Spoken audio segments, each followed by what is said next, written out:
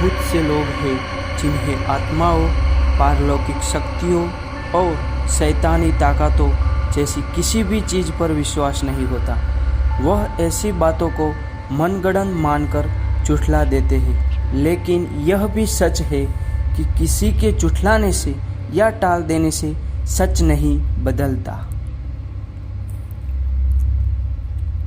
क्या है भानगढ़ का सच? भानगढ़ नाम सुनते ही दिल में दशहत की घंटियां बजने लगती है। आखिर भानगढ़ का रहस्य क्या है? क्या यहाँ वाकई भूतों का बसेरा है या फिर सिर्फ सुनी सुनाई बातें? क्या वाकई रात में यहाँ आने वाला वापस नहीं जाता? भानगढ़ राजस्थान के अलवर ज़िले में है। बड़ी तादाद से लोग यहाँ घूमने के लिए आते हैं, लेकिन रात होने से पहले ही वापस चले जाते हैं।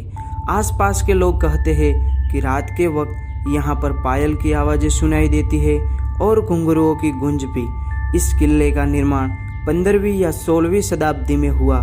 ये किला भूतिया कैसे बना, इस बारे में कई कहानियाँ। श्राप की कहानी।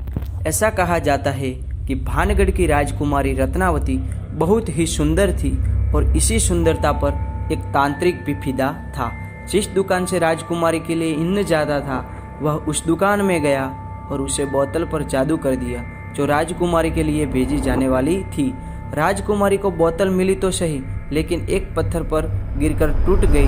जादूगर ने ऐसा जादू किया था कि इन लगाने वाला उसे जादूगर को प्यार करने लगे। अब इन पत्थर को लगा था तो पत्थर ही जादूगर से प्यार करने लगा और उसकी ओर चल पड़ा। पत्थर ने जादूगर को कुचल दिया, लेकिन मरने से पहले उसने भानगढ़ की बर्बादी का श्राप दे दिया।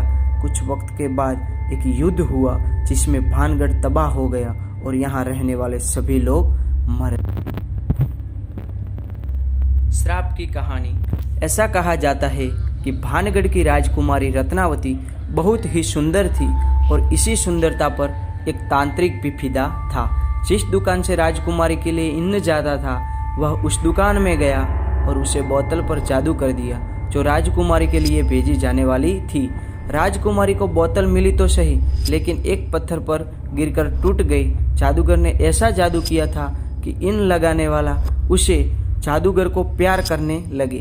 अब इन पत्थर को लगा था तो पत्थर ही जादूगर से प्यार करने लगा और उसकी ओर चल पड़ा। पत्थर ने जादूगर को कुचल दिया, लेकिन मरने से पहले उसने भानगढ़ की बर्बादी का श्राप दे दिया।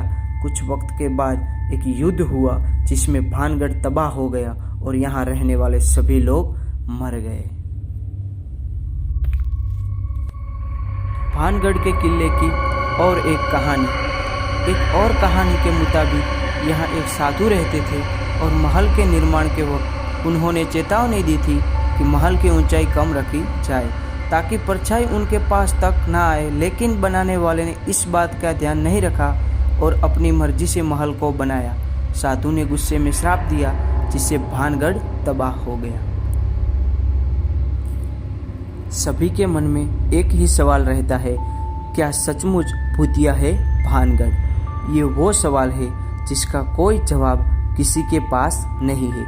मानने वाले मानते हैं और जो नहीं मानते वो इसे कल्पना करार देते हैं। किंवदंतियों पर जो भरोसा करे तो महल श्रापित है और आत्माओं का यहाँ वास है, लेकिन जो नहीं मानता है वो इसे वहम कहते हैं। सच चाहे जो भी हो, लेकिन भानगढ़ को, इस किले को देखने के लिए काफ़ी तादाद में यहाँ लोग आते रहते हैं।